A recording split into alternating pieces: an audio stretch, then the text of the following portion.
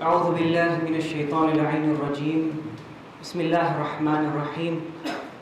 Distinguished panelists, my respected elders, brothers and sisters in Islam, Assalamu alaikum wa rahmatullahi wa barakatuh. I welcome you all to this auspicious event by the name of Sent as Received, which is organized by the Development Society. We live in a world in which information has taken over.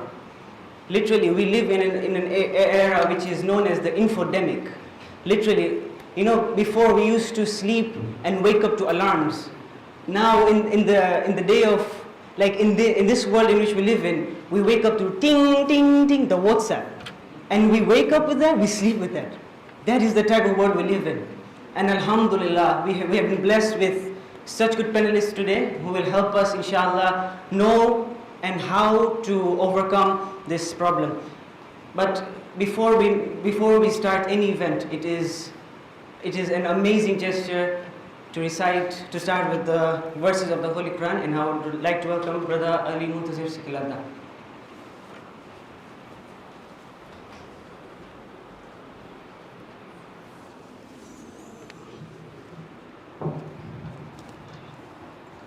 أعوذ بالله من الشيطان الرجيم. بسم الله الرحمن الرحيم. إن الذين يغضون أصواتهم عند رسول الله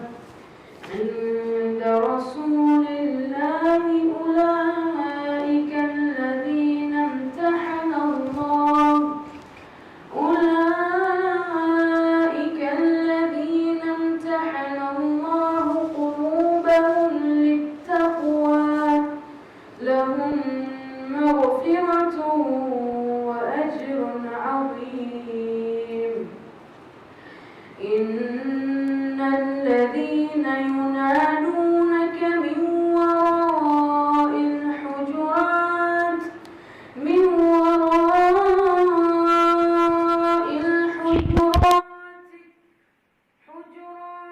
أكثرهم لا يعقلون.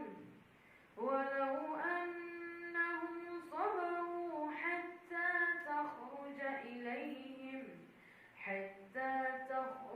إليهم لكان خيرا لهم والله غفور رحيم. يا أيها الذين آمنوا إن جاءكم فاسق بنبأ فتبينوا أن تصيبوا قوما بجهالة فتصبحوا على ما فعلتم نادمين. صدق الله العلي العظيم. اللهم صل على محمد وآله. أعوذ بالله من الشيطان الرجيم. بسم الله الرحمن الرحيم. Surely those who lower their voices before Allah's apostle are they whose hearts Allah has proved for guarding against evil. They shall have forgiveness and a great reward. As for those who call out to you from behind the private chambers, surely most of them do not understand. And if they wait patiently until you come out to them, it will certainly be better for them, and Allah is forgiving, all merciful. O you who believe, if an evil doer comes to you with a report, look carefully into it, lest you harm a people in ignorance, then be sorry for what you have done. Surah Hujurat, ayat number 3 to 6. Wassalamu alaikum wa rahmatullahi wa barakatuh.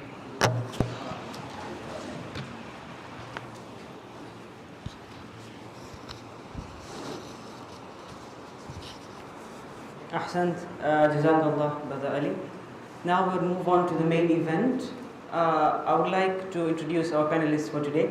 Alhamdulillah, we are blessed with 3 panelists and from all different fields. So we have Sheikh Kamran from the spiritual field. We have Brother Shani Abbas from the medical field and Brother Hasin from the psychological field. Bismillah.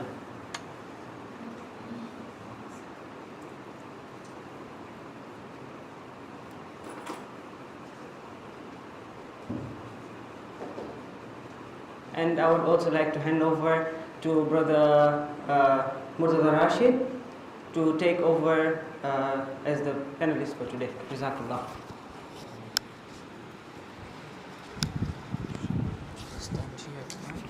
Stand here.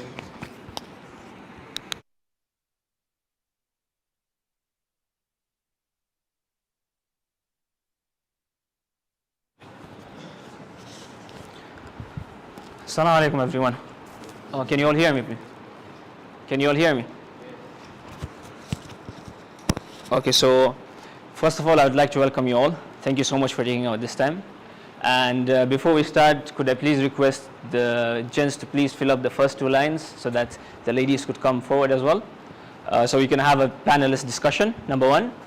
Number 2, we are extremely sorry for the late that happened unexpectedly.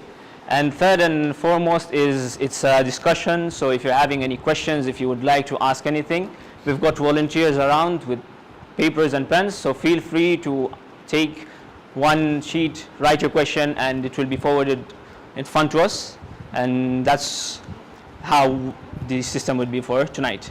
So first of all, Brother Hasin, thank you so much for taking out this time, and you know, we live in an age where, as the speaker said, that it's an infodemic. It's like a pandemic of information. We don't know what's happening, what's actually going through, and we are in such a situation. We are in such a situation where there are some social and some geopolitical factors that come in. We are having some information failures. Some posts come out that we don't know what are its origin. How do those posts actually cause problems? How do those actions actually, how do we actually have these posts affecting us? And what is your take on the sent as received theme? With that, I'd like to welcome you up on this podium. Thank you so much.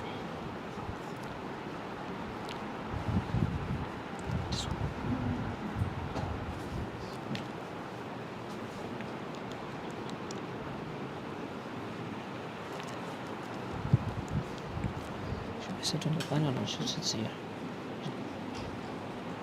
أعوذ بالله من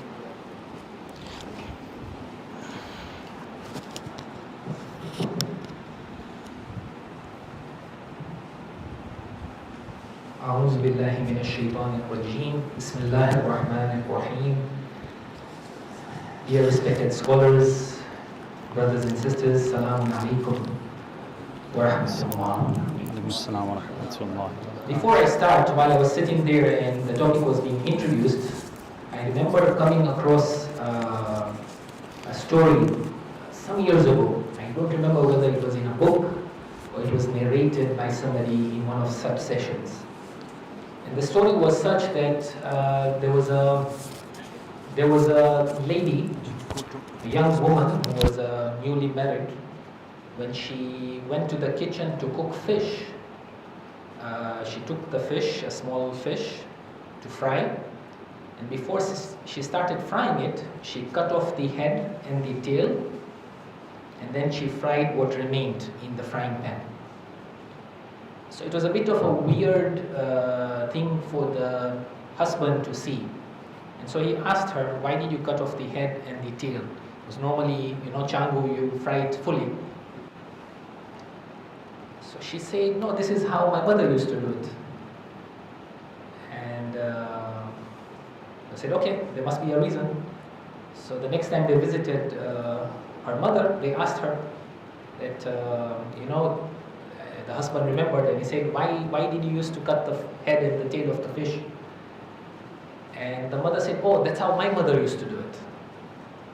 And luckily the grandmother was alive. So they asked her, Nanima, what was the reason why you used to do it? And she said, during those days we were so poor that our frying pans were very small, so the fish would not fit. So we would have to cut off the pieces so that it can fit and fry properly.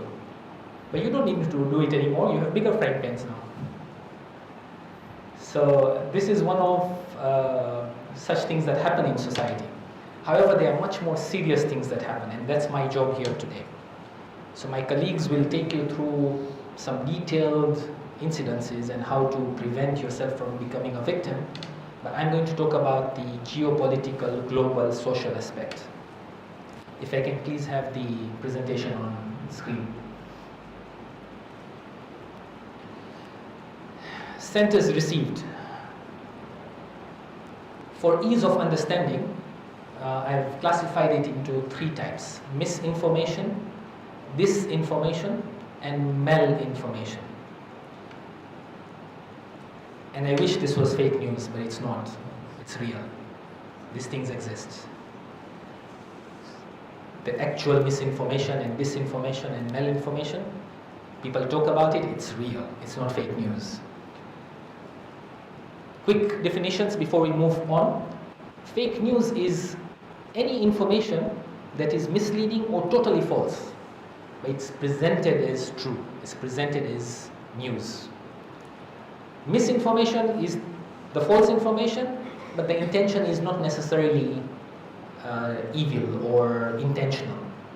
Disinformation, there is a harmful intent. Somebody wants to achieve something, whether it is money, power, influence, or just to hurt people.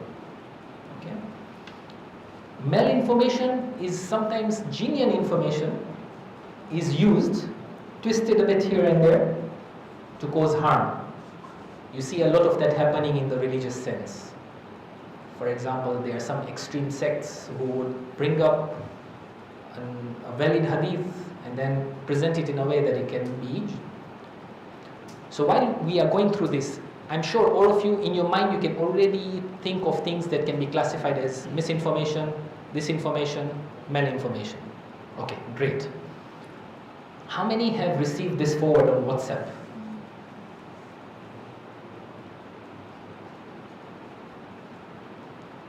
So this is this presentation today. It's not fake news, it's real.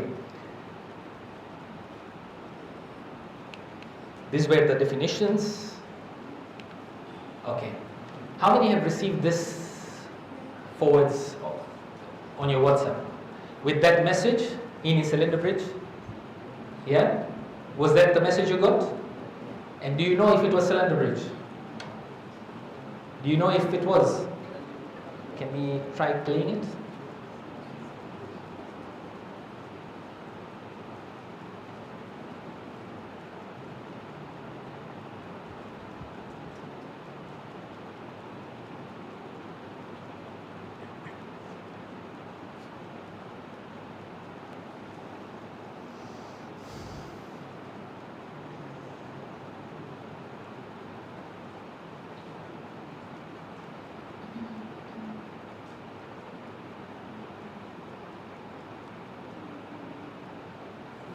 Pretty scary.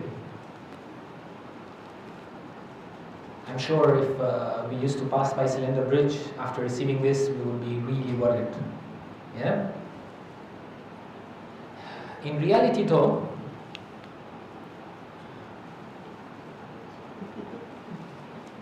it was not Cylinder Bridge. It was another country. It was actually in Botswana. And so you can imagine the fear that families, got into when they knew their loved one would pass by that road every day. And maybe some of them still don't know that this was not Cylinder Bridge, right? Because that video is spread faster than the correction. The correction nobody shares, right? Okay? So this is just a social idea. My colleagues will explore more of it. But this is how it can spread fear. Maybe this was intentional, maybe it was not, I don't know. But you can imagine the effect. I'll give you another example that happened on a global scale. In 2017, there was a terrorist attack in Paris. And there were news media that posted videos on Facebook and on YouTube that were showing Muslims celebrating the victory in relation to that attack. Only much later was it clarified that that video was of Muslims in another part of UK celebrating a win of the Pakistan cricket team. That was posted with the heading that they are celebrating the terrorist attack that happened. This was definitely ill-intentioned. It was definitely promoted by right-wing groups to try and sway the public opinion. And it worked, you know, a lot of people bought into it. Maybe some people still think it was Muslims celebrating, right? Only those who read between the lines and research more would know. So if you are not a Muslim, you would say, you see Muslims are like this. And this happens quite often. I've just nitpicked, but it's quite often. A recent case, General Qasim Soleimani, right? We all know of the fact that he was a great person, a pious person, a hero, because we are blessed to have that sort of community and information that we can filter the news. But believe you me when I tell you, when you go to the West among non-Muslims and non-Shias, this is how he is presented. His picture is next to Osama bin Laden. And he is the biggest purveyor of terrorism. He is responsible for the largest number of American deaths after Osama. And this is how news portray him. And when supporters and those who know the truth try fighting it by using social media, guess what happens?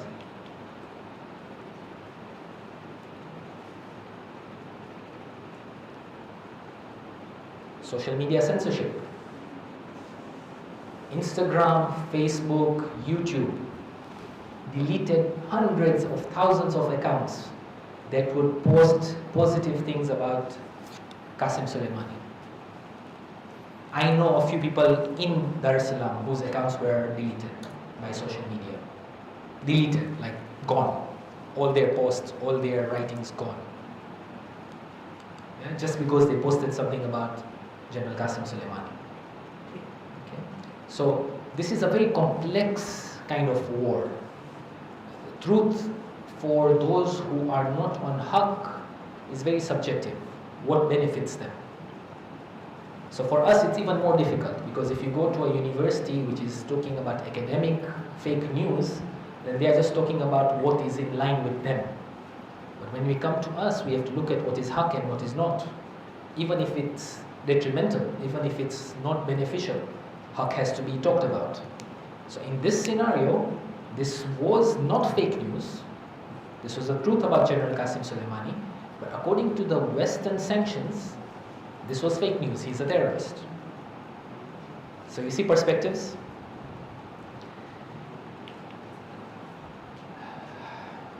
"9/11", I mean, 20 years ago it happened. Iraqis are still suffering. The world is still suffering. If you look at Information Theory House, the number of Iraqis that have died since then is over 1.4 million. And all because of disinformation, weapons of mass destruction that were never there, right? The war was propagated, the war was started.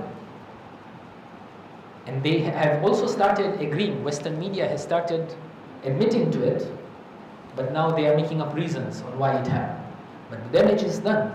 So this information, specifically created for a purpose or purposes for their benefit, was used to start a war that the world is still suffering from, will continue suffering for the next 100 years.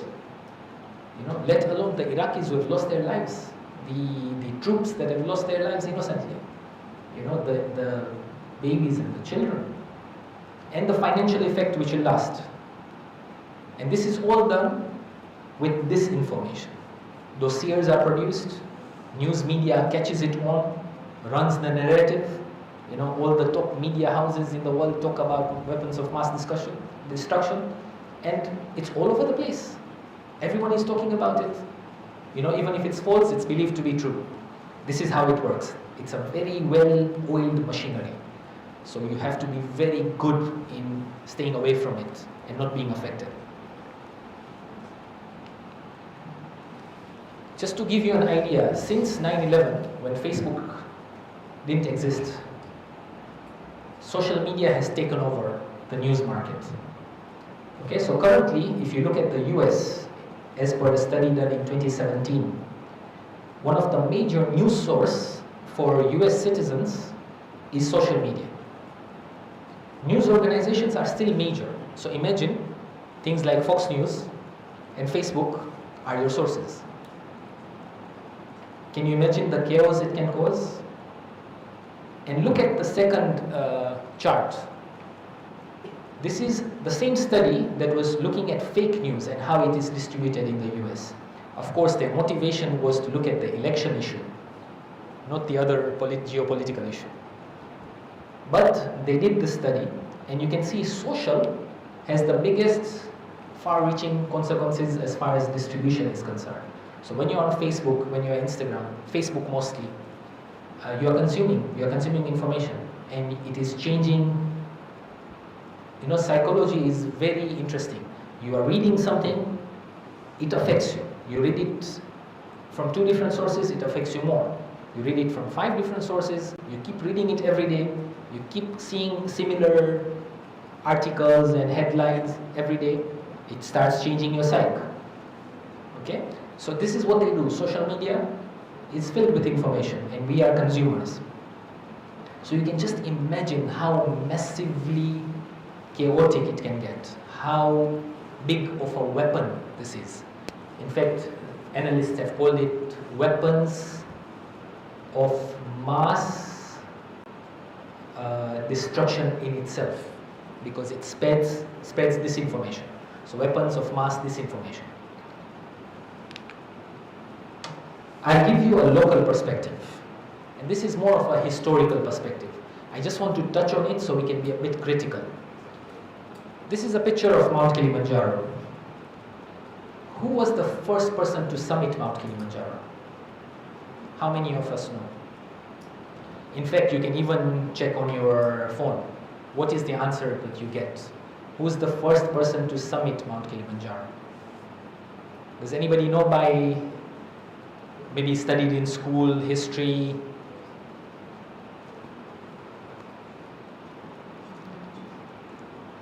Okay, anybody checking? Yeah? Okay. Tell me what you get. Hans Mayer. Okay. So Hans Mayer was a German explorer who climbed Kilimanjaro in 1889, as per what you would have gotten. But do you know that's not entirely the truth? Because Hans Mayer was led to the peak by a local guide. And the local guide was Yohani Lau, an 18-year-old Jaga, who was the first person to step on the peak. And then Mayer followed. So technically, it was Yohani Lau who was the first person to summit Kilimanjaro, not Hans Mayer. But you will not find this in textbooks. Yes. Edmund Hillary, that was Mount Everest, I think. Yeah? Okay. So Hans Mayer may have started the expedition and the resources and supplied it, but without the guides, they wouldn't have summited. But this is very conveniently left out of history. So whoever writes history controls what history says. So we all, when we search, when we look, when we read textbooks, it was Hans Mayer who was the first person to summit Kilimanjaro. It was Columbus who found the Americas. Right? And we consume this information everywhere. We don't question it. But there is a reason why this is done. There is power, there is control, there is white supremacy. There are many reasons for this that can be there. And it's a vast discussion. But if you go back in history, this is not new. So if you go back to the time of Muawiyah in Sham, he had media that was trying to build a certain picture of Imam Ali alayhi salam. It was distorting information. It was providing disinformation.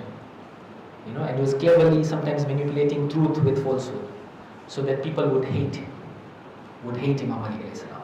It was happening then. It was happening during the time of the Prophet, which I'm sure the respected Sheikh will talk about next. But this is not new. This has been happening since age old. We need to be more aware of such things. So for instance, I'm just giving you tidbits. Lawrence of Arabia. Lawrence of Arabia, if you go to the British media, he's considered a hero till now, because he's the reason the West have control over the Middle East. But was he really a hero, or was he a terrorist? He's the reason the Middle East broke down. Right? But he's hailed as a hero in history books. So if you are studying in a British school or using a British curriculum in history, you study him as a hero. Okay?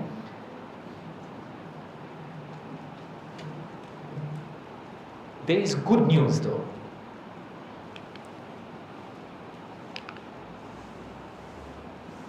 What do we do about it? How do we protect ourselves? So the Quran says, وَقُلْ جَاءَ الْحَقُّ وَزَهَقَ الْبَاطِلِ. The truth has come and falsehood has vanished. إِنَّ الْبَاطِلَ كَانَ زَهُوقًا. Falsehood is of that kind that is always vanishing. So the only thing we need to do to fight it is be more aware about the truth. How do we do that? Don't rely on mainstream sources. Don't rely on the mainstream narrative. Read it, understand it, but look towards the other side. I've given you some basic reading material on the screen, which can be your starting source of information that you will not find on CNN, on Fox News, on Blockbuster, Nova.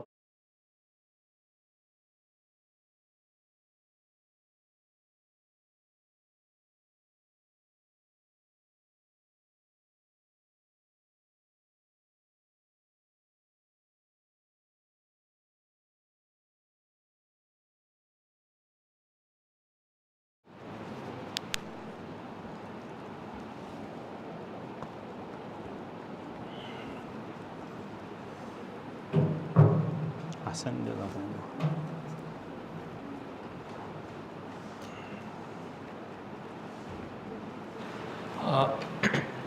Thank you so much, Brother Hasin, for that enlightenment.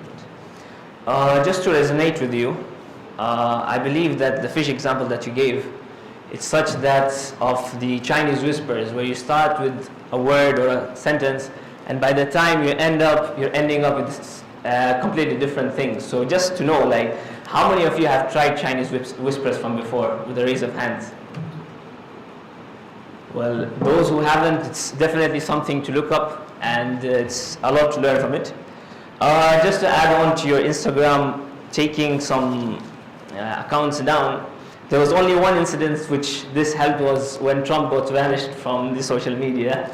And talking about social media, we cannot forget about social distancing. And since we're talking about social distancing, I remember a message that came out that Madagascar has found a drink that kills corona. So technically, if we talk about it, why are we taking vaccines? So with that, I would request Dr. Abbas to come forward and present his view on the medical aspect. Thank you so much.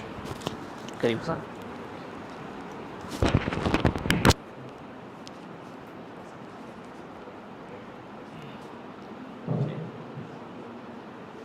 أعوذ بالله من الشيطان الرجيم بسم الله الرحمن الرحيم Assalamu alaikum everyone, and thank you Brother Hasin for the beautiful introduction to today's evening.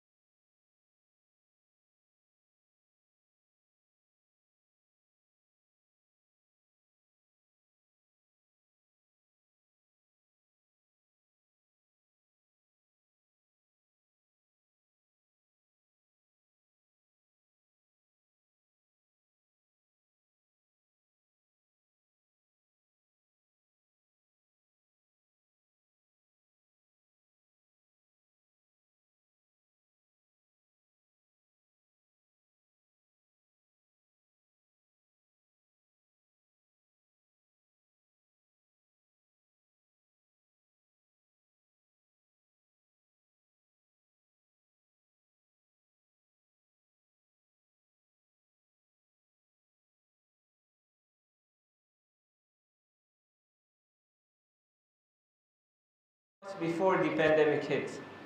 And what they did was they took information that is circulated in Twitter, and they took years from 2006 all the way till 2017.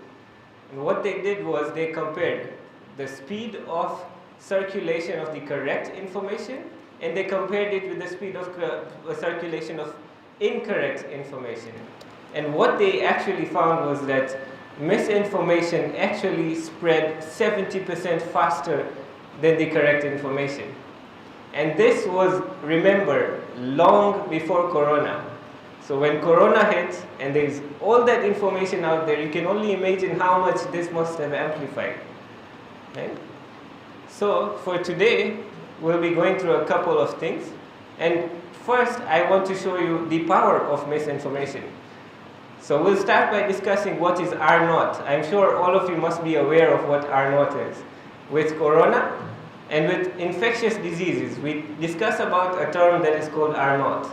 So R0 is the average, when we talk about diseases, the first case that you get, we see how much one case gives rise to other cases. So the average number of cases that come up from a single case of infected person.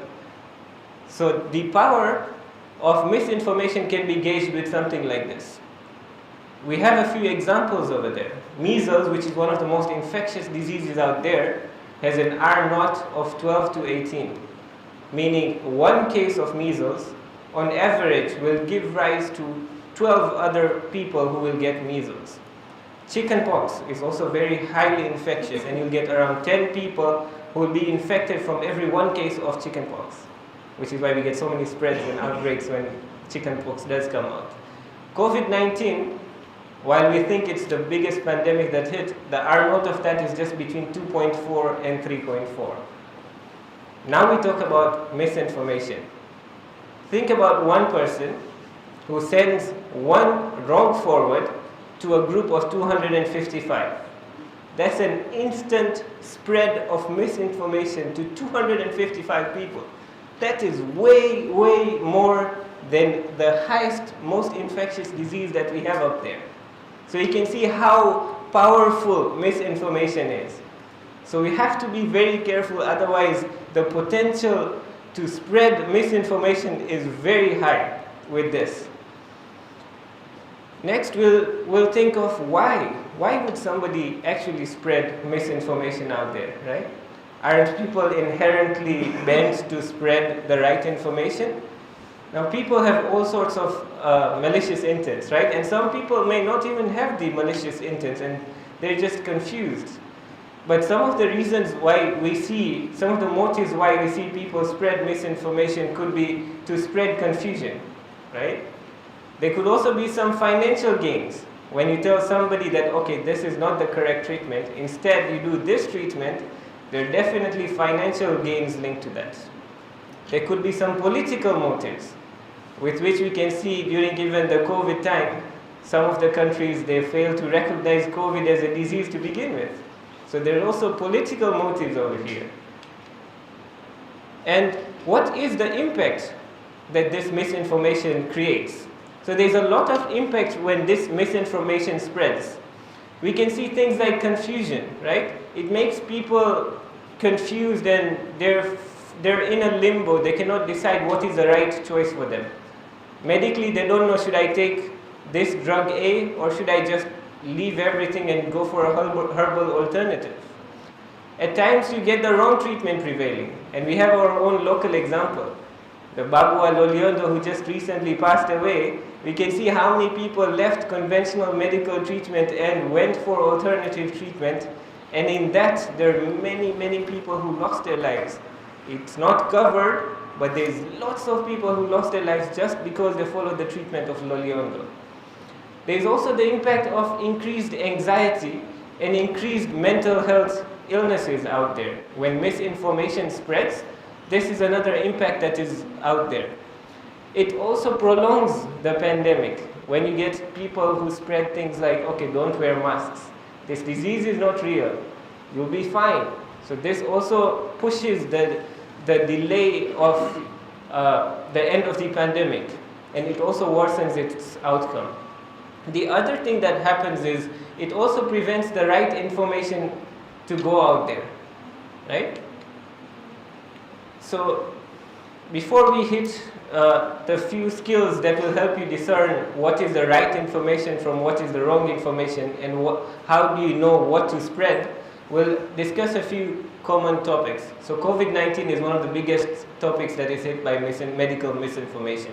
You've heard things like hydroxychloroquine cures COVID, and this was spread by the President of the United States. So you can imagine somebody in the position of the President of the United States is not immune to medical misinformation.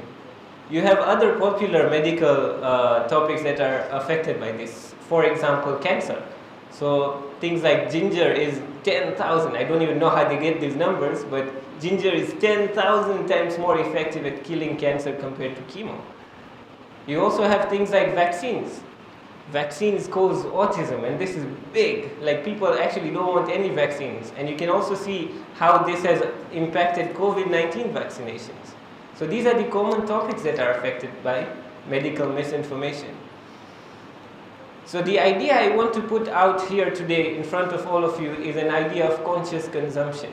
We should be people who consume information consciously. We should decide for ourselves what is right and what is not, and do our best to only spread the right information. Just like when a virus comes into your body, your immune system will first decide whether or not I should allow this foreign item access to my body. The same way we should work with our information. Whenever you receive something, before you press the send button, it should go through our brains, and we should decide what is correct from what is not correct. So this brings us to, how do we know what is right and what is not? So there's a couple of things that will tell you what is the correct information from what is not. And the first thing that will be quite clear will be the source. Most correct medical information will give you the source of that information.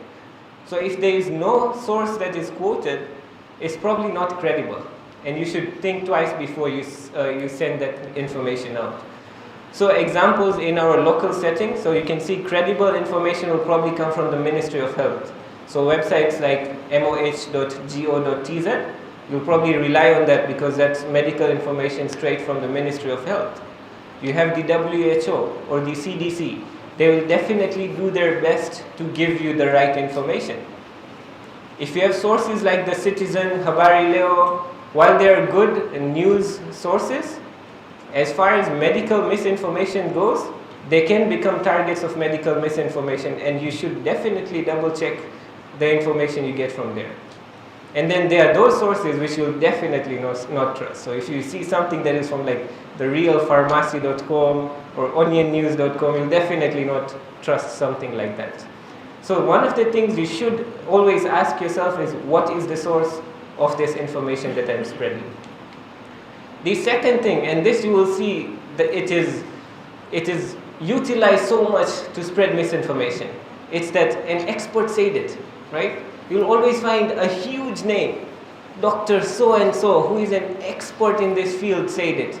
So why wouldn't we trust that expert, right? But do we even know that expert? Whenever we come across these big names, we don't even know these people. So how do we trust the name that we are given by these forwards when we don't even know that doctor personally? So over here, you first have to ask yourself, is this person even real? And the second thing you should ask yourself is that, is this person, while he is real, is he an expert in the field of this information? So for example, if you have a gynecologist talking about something that deals with pediatrics, while the gynecologist is an expert at women issues, he's not the best for child issues. So you should also check that, is this person qualified enough to give me an opinion in this particular field? So that's the second thing that we have to check for. And the third, which is quite the more obvious thing, is, did that person actually say what is quoted in that message? So here I have a couple of examples for you, right? If you get some information that you are told, okay, Professor Karim Manji has said it, right? So over here, how many of us know Professor Karim Manji? Almost all of us know Professor Karim Manji. So if you are told something is from Professor Karim Manji, you'll definitely be convinced that this is the correct information. As long as you can make sure it's from him and he has said it, you can trust that information. How about Professor Dr. William Howlett? And somebody tells you he's a professor of neurology in KCMC in Moshi. How many of us have heard about him? Very few of them. He was my teacher, right? So he is an actual person, and he's one of the best doctors that I know. So information from him would also probably be credible, but if you haven't heard about him, you definitely look him up first. How about Dr. Jamil Kadarbai, who is a gynecologist and head of department from the State University of Zanzibar? How many of us have heard of him? None of us? That's probably because he doesn't exist. That's made up, and that person does not exist. So this just shows you that people can quote names without them actually being professionals in the field. So this is quite clear, right? You get big names. You have the duty to make sure, is this person real? Have they actually said what's quoted to say have been said? And are they expert in this field to give me that opinion? So that's the other thing that we should always try and look for before we press the send button. The third one that also we should ask ourselves is, what's the motive behind this? Right? Whenever you do something, there's always an intention. So you always ask yourself before you press the send button, when I spread this message, what is the most likely outcome that will happen? And if your answer is along the lines of that it will go against conventional medicine, or that it will make people adopt this new cool research that is just found out, even though I'm not sure it really works, or to let people know that I'm the first person to share this new information. See, when you have motives like that out there, you should always double check and ask yourself, is this the correct information? And the final thing, which is the other cues that you'll get, is the language that is used. So most of the misinformation will come with more emotional tone, right? The correct information will be presented to you as facts. It will not contain an emotional back to that message. So whenever a message has an emotional language with hyperboles and exaggerations that this is the best cure out there, you see, you have to be cautious about messages like this. Or messages that promote you to share. Forward to all WhatsApp groups that you have. Send it right now. Save the lives of 100,000 people, right? And things like, I shared it because I care. Do you care enough to share? You see, there are all these messages that are pushing you to keep sending and forwarding these messages. So these type of messages, always double check them. Also, huge claims without insufficient evidence to back these claims up. Always double check information like this before you spread it. Okay, so after that we'll go through a couple of examples, and we'll go through our methodology to see where we stand with messages like this. So you have somebody called Dr. James Bolton. If he shares something like this saying, COVID vaccines contain dangerous chemicals like chlorogenic acid, anthocyanin, polyphenol, niacin, and leucine. Sounds so dangerous, right? COVID vaccines are so dangerous. But is that so? Let's use our methodology. What's the source over here? The source is Twitter, right? It's a personal account. Who's the expert? The expert is Dr. James Bolton. I've not heard of him. I don't know him personally. So I don't take that as a credible source. It's also not from a verified account. And the profile picture is of Sherlock Holmes. So all these are cues that tells you that, okay, this information might not be correct, right? And what's the message again? What's the motive here? The motive is promoting people to go against the conventional medicine and vaccines. So always double check messages like this before you forward them. So your methodology will always save you from spreading messages that are not correct. So always go through this methodology and you'll find it saving you from spreading messages that are not correct. We'll go through another example.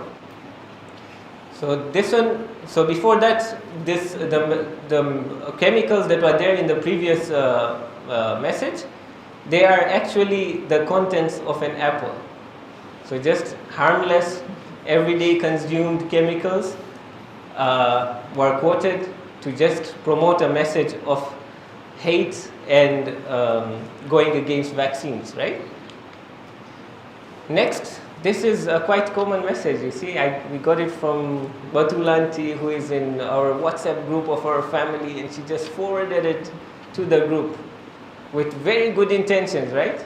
She wants everybody to be cured of cancer.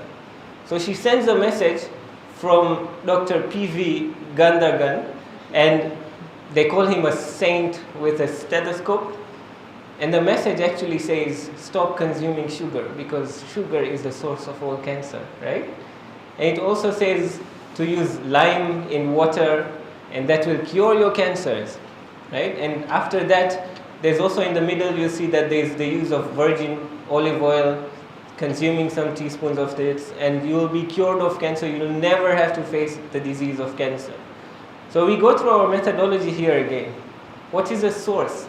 If you read the whole message, they mention Maryland College of Medicine over there, right? So that's their source of information. And the expert they are quoting here is Dr. P.V. Gandarad, right? And what's the message over here? What's the motive? The motive is going against the conventional medicine of chemotherapy, and it promotes alternative cures. However, as we say, there is not enough information in this message to convince you that there is evidence for these claims, right? So over here, that again should make you double check this message before you forward. And if you put this information with a quick Google search, this is what you'll get. So there is a paper, a news post from the Times of India. So the doctor they quoted, Dr. P.V. Gandhar, he's actually a real oncologist. And guess what? He actually filed a lawsuit against this message and the spread of this message in social media, because he found people using his name in the wrong way. He is an oncologist. He promotes chemotherapy because chemotherapy cures cancer and it saves lives, at least some of them, and that is the right thing. So you should always double check messages like that before you forward them. So finally, before I leave you, there's a fun game out there. It is made by the WHO. It is called Go Viral. You should go and play this game. It will actually expose you to quite a few common messages that are out there on medical misinformation, and it will equip you with more tools to discern what is correct medical information from what is not. And before we leave today, I want us all to pledge. A pledge to do our best. A pledge to check our messages. And a pledge to double check, triple check all medical misinformation before we press the send button. Thank you so much.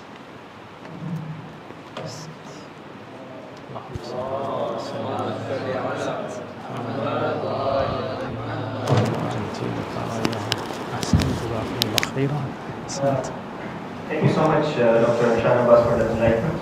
I also pledge that whatever I do is according to what you said. So just to add on to what Dr. said, so there's something known in coding which is known as ego, garbage in, garbage out. Whatever you feed, whatever your input is whatever your output will be. So that brings us to a question that how do we actually set boundaries? How do we know what is right for us and what is not? What should we share, what we shouldn't? How do we know, how do we close a filter out there that whatever misinformation is there, it should stay away? And I only forward what is right for me and what would be actually great for the society. Also, I just received a message saying that there are cosmic rays coming in, so please all of you switch off your phones. Okay, so I guess all of you are actually listening. Great. So reminder, we've had our volunteers out there. If you have any questions, please take a paper and write the questions, and our panelists will be more than happy to answer your questions. So next is our religious aspect. So, Sheikh, we end up sharing misinformation with the intention of sawab. Do we actually get sawab, or are we actually digging our graves? Is there any particular agenda, and what is the religious aspect to it? Also, is riba part of wrong information, and how do we actually go against that? With that, I would like you to come forward and share your expertise.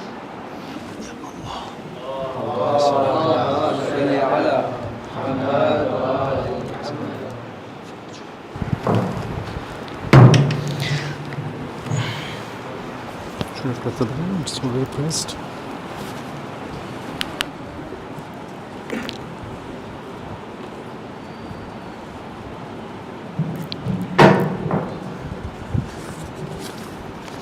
السلام عليكم جميعا ورحمة الله وبركاته. وعليكم السلام ورحمة أعوذ الله. بالله من الشيطان الرجيم. بسم الله الرحمن الرحيم. الحمد لله رب العالمين.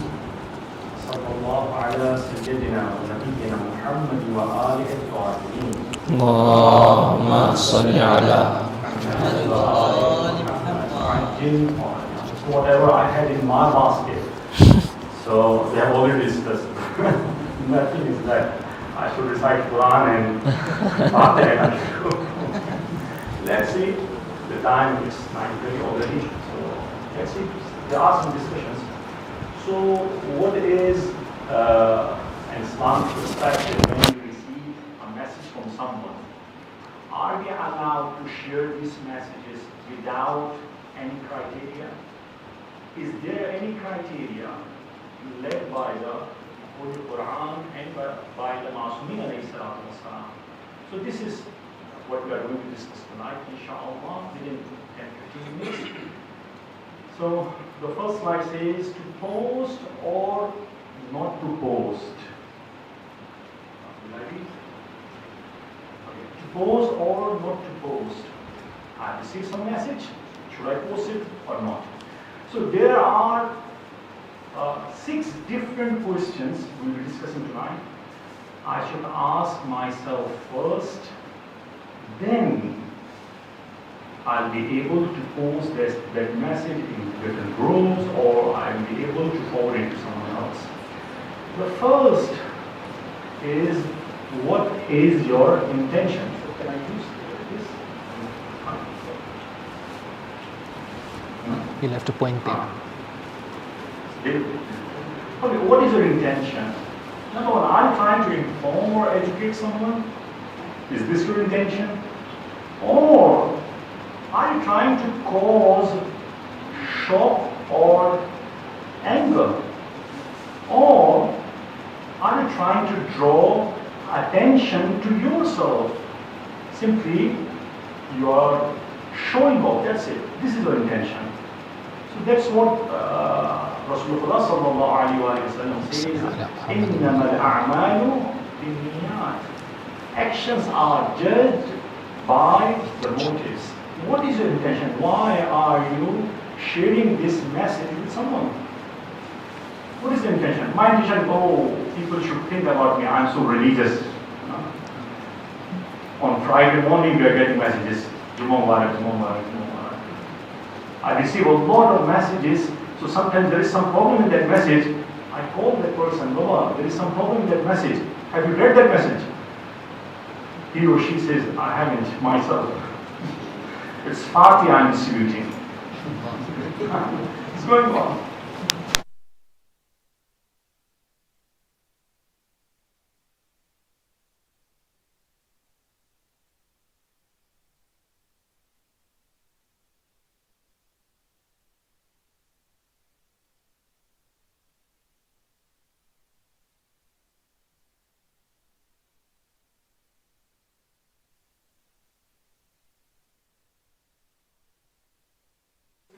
Islamically sound?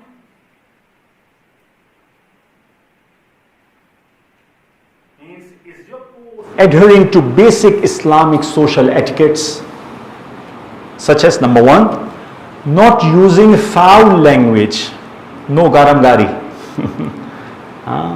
There is no foul language in that message. Number 2, no indecent images and clips. Sorry to say, there were some complaints that there are some people actually in group, they share some indecent clips and pictures. What Holy Quran says, if you see, you can't see. Allah subhanahu wa ta'ala says in the Holy Quran, those who publicize these indecent messages, Allah says, إِنَّ الَّذِينَ يُحِبُّونَ, certainly those who love أَن تَشِيعَ الْفَاحِشَةِ, that the immorality should be spread or publicized. فِي الَّذِينَ آمَنُوا, among the believers. So the believer should see this immorality.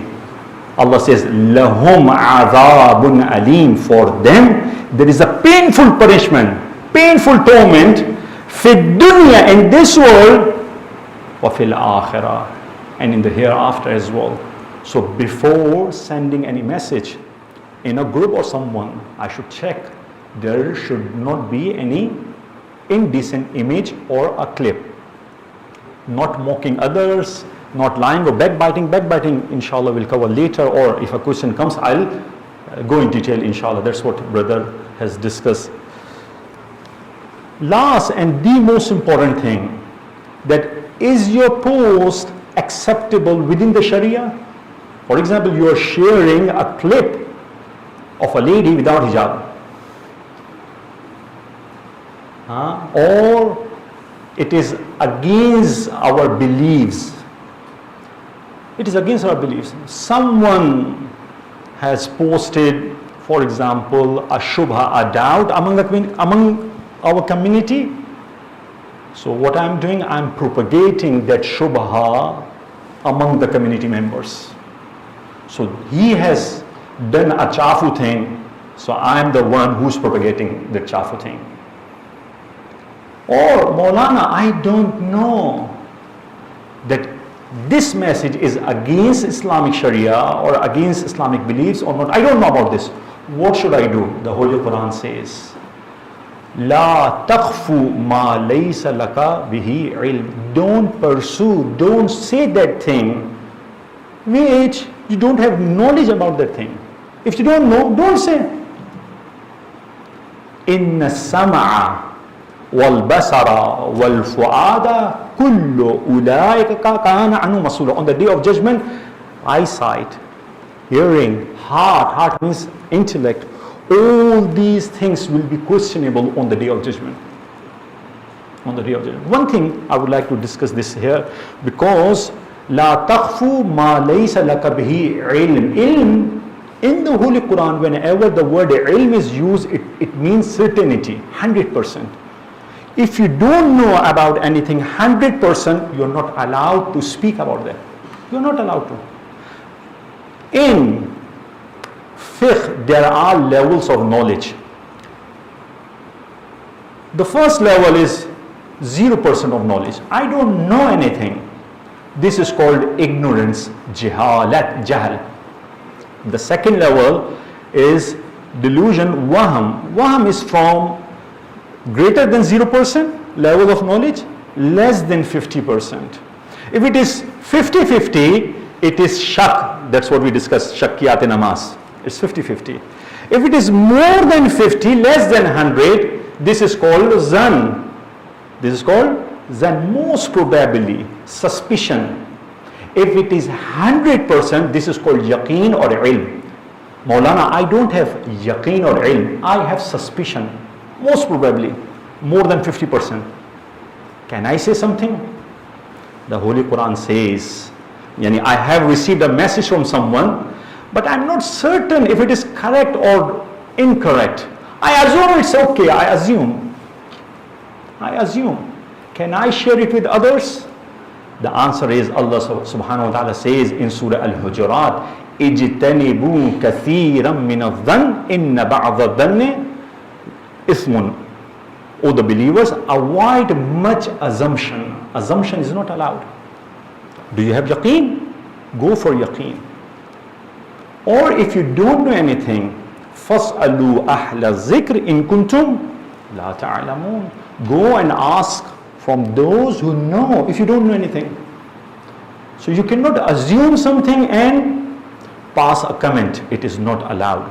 Or for example, إِنَّ الظَّنَّ لَا يُغْنِ مِنَ الْحَقِّ شَيْئًا. Indeed, assumption is no substitute for the truth.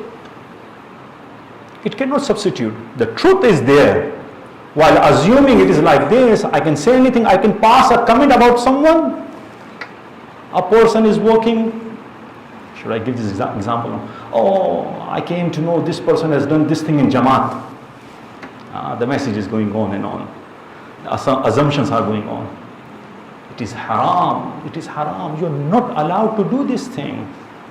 So you are a wakil, you are a judge, and you are doing everything on the social media. So this is not the right thing. We can discuss this later if the question comes. Hope this was the second. The third question I should ask myself, is it your business? Is it your business? Huh? Go to the next slide. See, you receive a news about an event or on the other side of the world or in your city. The first two questions you should ask yourself. If anything happens and a message comes to you and you want to forward it to someone else, my hands are on forward, huh? I cannot control. I forward this message and I read by myself. This is what I do. Fatiha, let's distribute. Because this is without cost. If WhatsApp is going to put charges on for forwarding a message, nobody is going to forward a message, I know. It's free of charge. The first question is this: is it really affecting me or my community? The first question. If the answer is no, it's not affecting me or my community. Question number two: can I play a part in solving that issue? Answer is no. Then you should say, it's none of my business. Leave it. That's what Rasul Khuda says. Min husni islamil mar'i tarku ma la ya'nihi. That the part of the perfection of one's Islam is his leaving that which does not concern him. Leave it. It's none of your business. Why are you forwarding? I'm just forwarding, in Amazon jungle, a frog fell from the tree. Okay. What to do? There's a bombardment of information we are having nowadays. Wallahi, wallahi. The fourth question I should ask myself. Is it true? Is it really true? The message I received. So the shared information, I received a message that, for example, something happened in Karyako. I got the information. The first question you should ask, who is the person, who is that person who is bringing that news? How did the information get to me? What is the origin of that particular information? So the Holy Quran says, so this ayah we always discuss in principles of jurisprudence. In Usul al-Fiqh, we discuss this ayah. Because the Rawi, the narrators were narrating a hadith from Imam alayhi salatu wassalam. There were some liars who were lying on Imam alayhi salatu wassalam. So the Holy Quran says, Ya ayyuhalladhina amanu. So the boy who recited the verse, this is the verse he recited. O the believers, in ja'akum fasiqun. If a disobedient person, a fasiq comes to you with a khabar, with a news. So should I accept? Who is fasiq? Go and search in the Holy Quran. I don't have time. So otherwise there are different places where this fasiq has been mentioned in the Holy Quran. So if a disobedient, evil person, a person who has a vicious character, he comes to you with the news. Okay, so you got the message in your WhatsApp. Oh, so this person I know. This person is sharabi, for example. I know. He drinks alcohol, for example. So can I forward this message? So Allah says, فَتَبَيَّنُوا, investigate. Without investigation, you're not allowed to forward it to others. Why? The Holy Quran, after this, brings the illat, brings the reason why you're not allowed to share this news. أَن تُصِيبُ قَوْمًا بِجَهَالَةٍ, lest you harm a people out of ignorance and then become regretful for what you have done. So there is a whole shani nuzul behind this, what happened. But the thumb rule is this: whenever a fasiq person brings news to you, investigate. Without investigation, you are not allowed to share it with others. Hope. Next slide, please. Okay, I don't want to go in detail. Actually, if you see, you must have seen this picture, and Brother Hasin and Doctor, they have discussed a lot. So these two pictures. Hope. The next slide, the question, there are 6 questions you should ask before forwarding it to someone. The 5th question, is it really beneficial? Faido Cheya, nothing. I don't know Gujarati a lot, huh? So, is there any benefit or not? Hope. We see people say, Wallahi. We see people, does the world really need to know what you had for breakfast? I'm sharing my breakfast. Are you sharing it for yourself or for the benefit of others? So it goes back to the question number 1. You are sharing. So I was just searching some stupid selfies, wallahi, in front of the trains. What they were doing actually. We are just sharing. Rasulullah Khuda sallallahu alayhi wa sallam says, وَمَنْ كَانَ يُؤْمِنُ بِاللَّهِ وَالْيَوْمِ الْآخِرِ, and whoever believes in Allah and the day of judgment, فَلْيَقُلْ خَيْرًا, should speak what is good, أَوْ لِيَصْمُتْ, or keep silent. Don't speak, Baba. There is no need. Why are you speaking? Why are you sharing? Is there any benefit? There is no benefit in it. You're just sharing. We are free, huh? We are just sharing. The last question.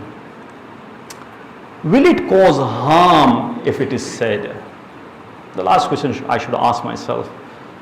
That will it cause harm if it is said? Many a times. So there are some tips on that. The source is correct, it's beneficial, everything. The news is good. Bad because of sharing this news, there will be huge fitna. There will be huge fitna. So better not to share that news. That's why Imam Ali alayhi salatu wasalam says, La taqul ma la ta'lam. Do not say which you don't know. Bal, rather, la taqul kulla ma ta'lam. Do not say everything that you know. There is no need. Khaja Abdullah Ansari, one of the Urafa, says, Juz rast nabayad guft, har rast nashayad guft. He says, nothing but the truth should be spoken, not all the truth needs to be spoken. There is no need, it's not beneficial. Be quiet. There is no need of sharing this message to each and every single individual. Assalamu alaikum wa rahmatullahi wa barakatuh.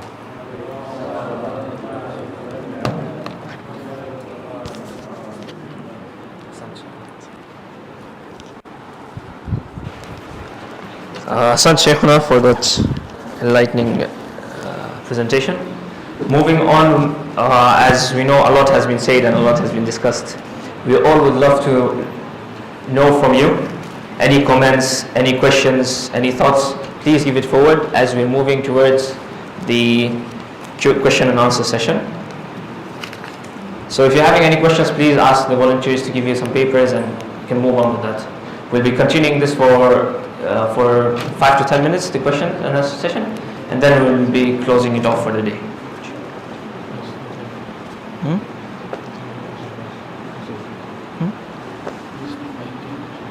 So.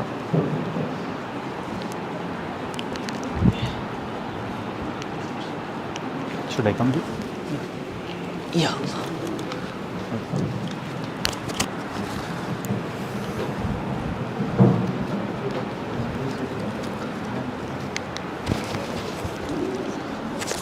So there is a question. I see many messages on WhatsApp about Amal.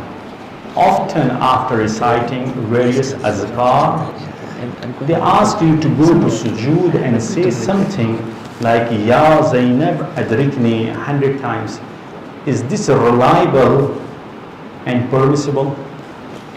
So the question is, for the authenticity, you should go and check if this particular amal is mentioned somewhere or not.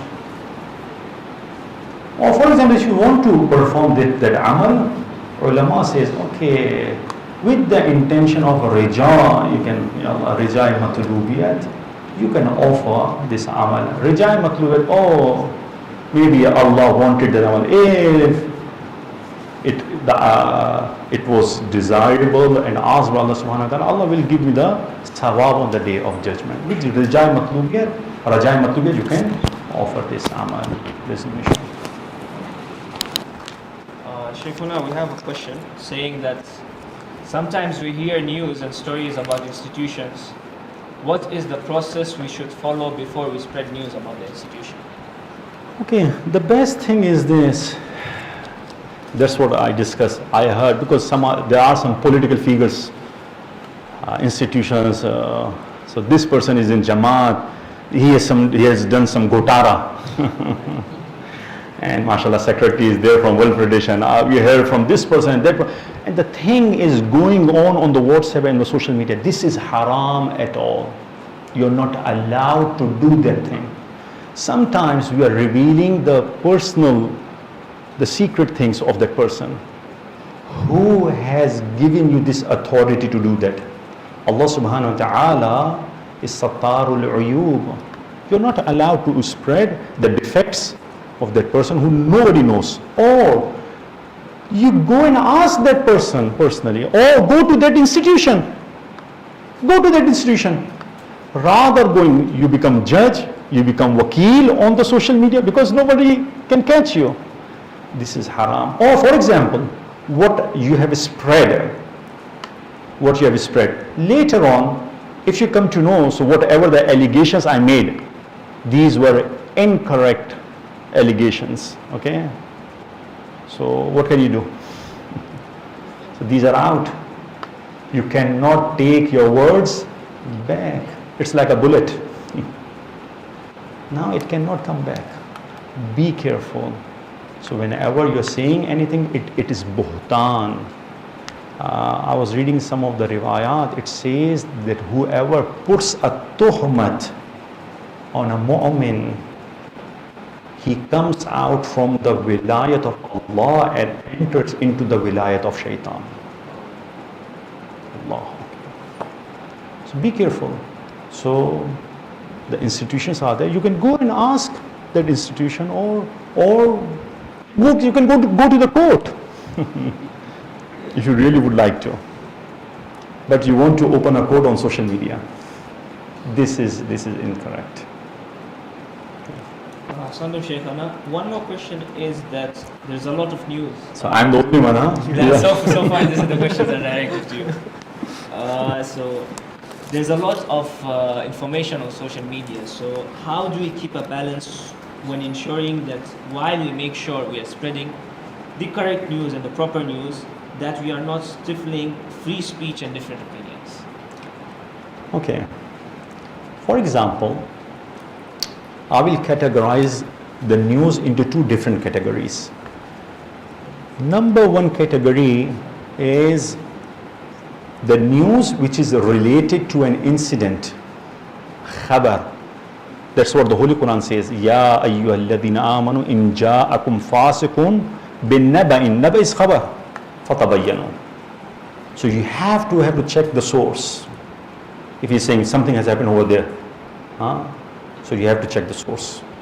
But sometimes the news is only information. For example, it is about the healthcare, what Dr. Saab has discussed. So the Holy Quran says, فَاسْأَلُوا أَهْلَ الذِّكْرِ إِن كُنْتُمْ لَا تَعْلَمُونَ. If you don't know, go and ask the experts. Other than that, for example, you want to say or you want to crack a joke, okay, this is the free speech, you can do that. So these are the two things you should be very careful. When you are quoting an incident or passing an information which you do not have any idea, for example, about the healthcare. Other than that, there is no problem, you can share. For example, you want to share your life history, for example. You want to crack a joke. You want to tell the history of Dar es Salaam, for example. These are the things you can share, there is no issue. Okay? So you should be very careful. So when you are quoting, it should not end up in lying. You are not lying. Be careful. That's it. So, Brother Hasin and Doctor, what are your views towards creating a balance?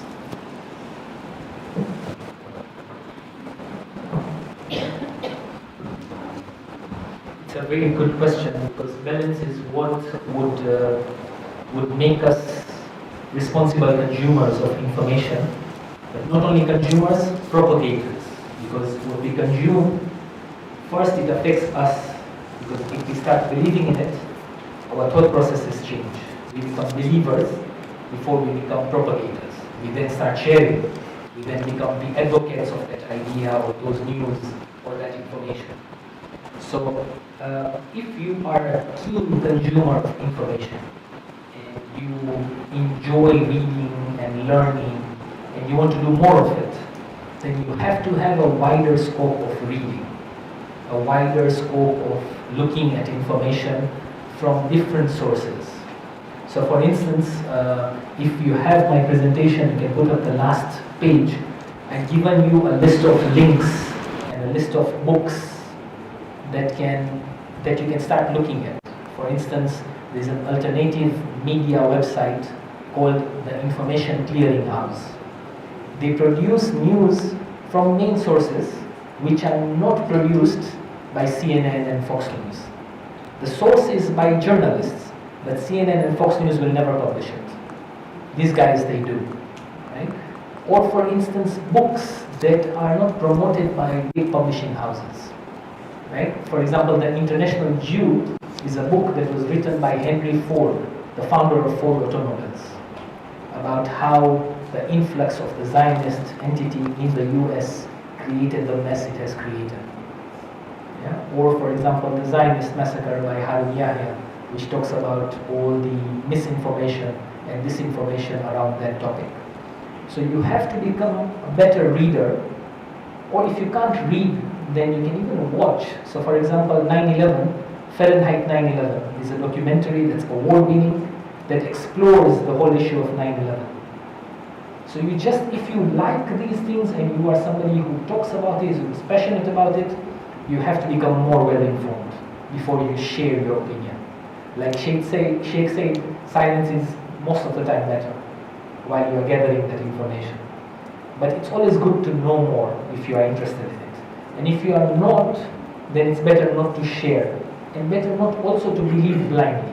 Because then your own psychology starts affecting the people around you, the people closest to you. And there is a psychological disease now that has been identified.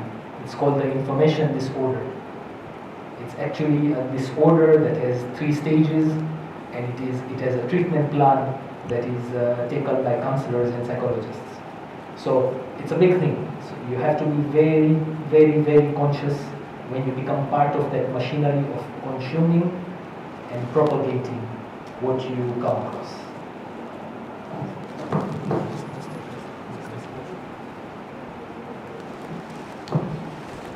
Thank you for the beautiful question. You can come here, or you can bring a chair here. Can you bring a chair here? This chair here. Thank you for the beautiful question. Technology is quirky on my side. So thank you for the beautiful question. The one thing that I will cover is how to maintain a balance on the medical information side. So most of us will have come across alternative forms of medicine, right? Things that heal without the use of conventional medicine.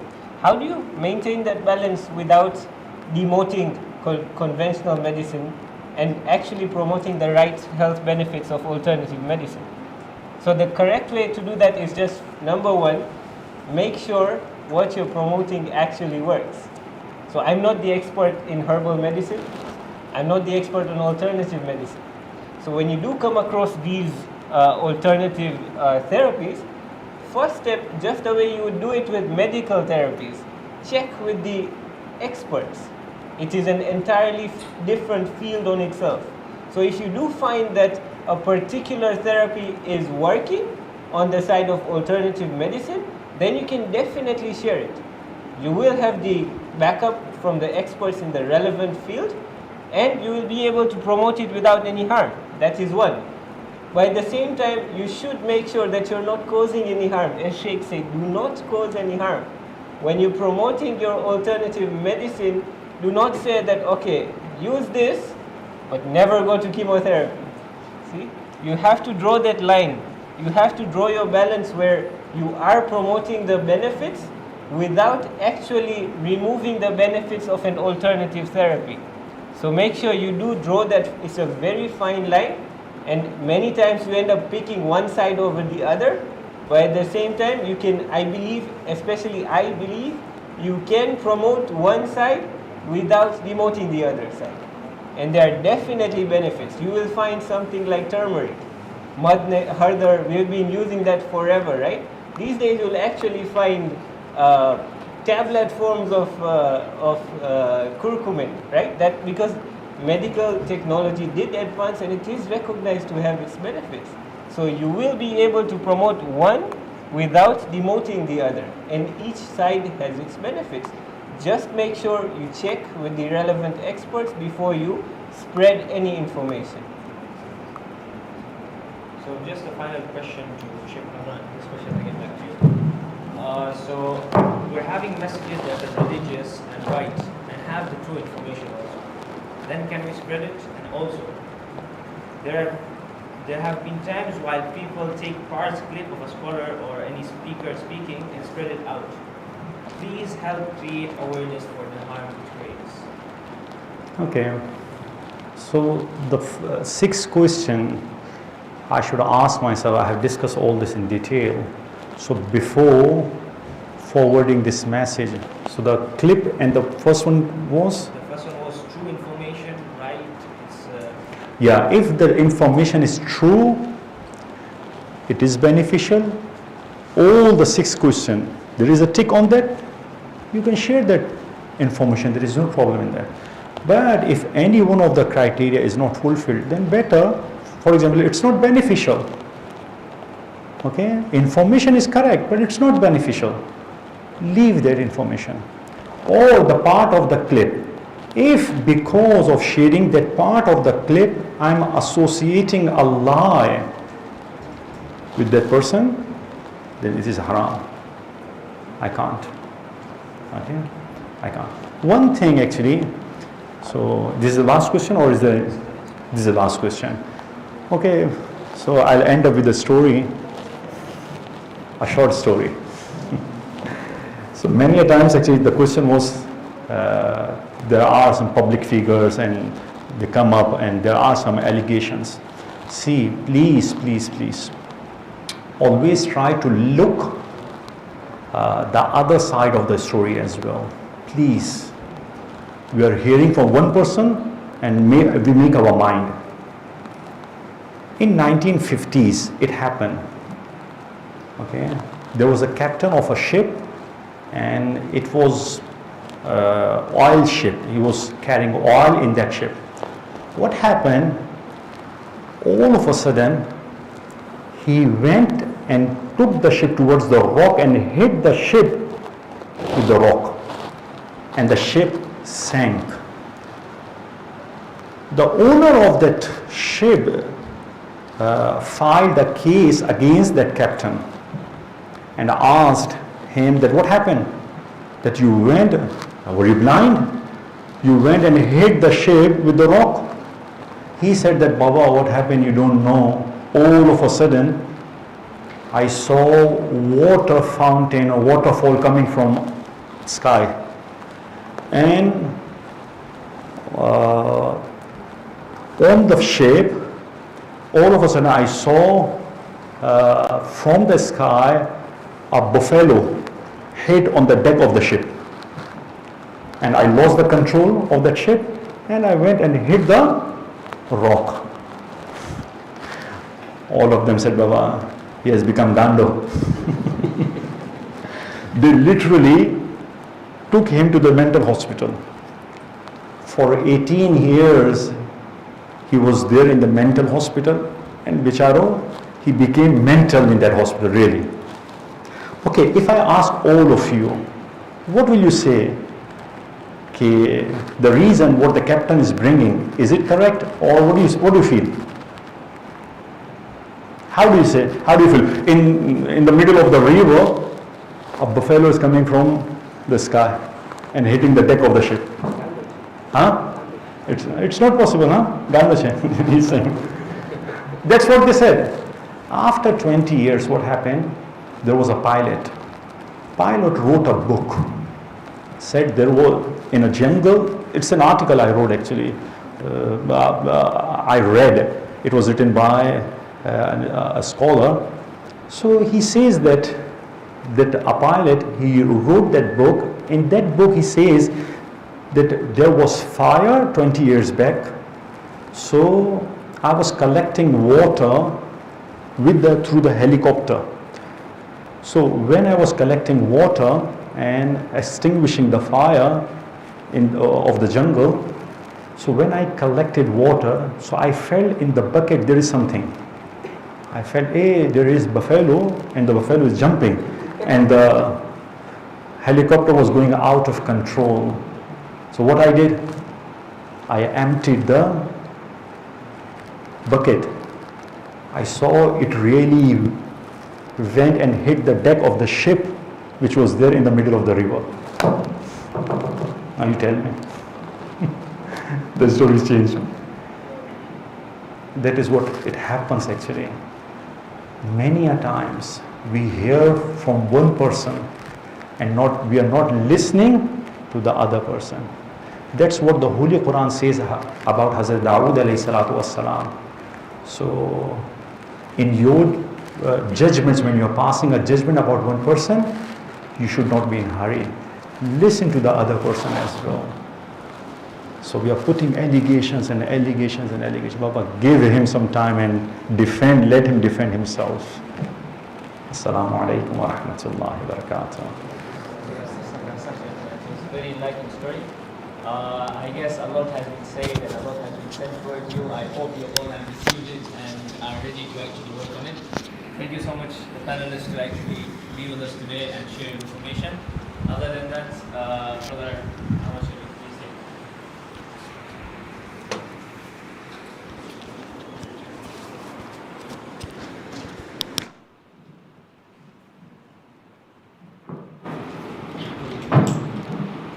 Ahsan and Jazakallah to all the panelists, Sheikh, Dr. Abbas and Brother Hasin. Ahsan. In front of you is a QR code. This QR code is actually a feedback. So it's a form by a development society. If you fill this form, this will help us make future events in which we could do many more events, something like this, but in different aspects. And after that's done, I would like the ladies to go ahead and use the auditorium door, while the men just wait for 5 minutes as the ladies exit. I just received a message that there's Chai Mandazi, so if you could please just verify that. I don't want to spread misinformation. Overall, thank you and Jazakallah. Assalamu alaikum wa rahmatullahi wa barakatuh.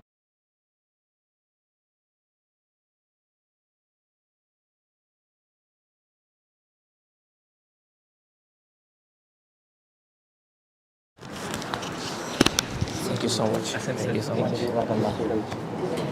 Sheikh Hasan, thank you so much for that enlightenment. Sorry, man, that's all. Salam. Very good. Mehdi. Thank you so much.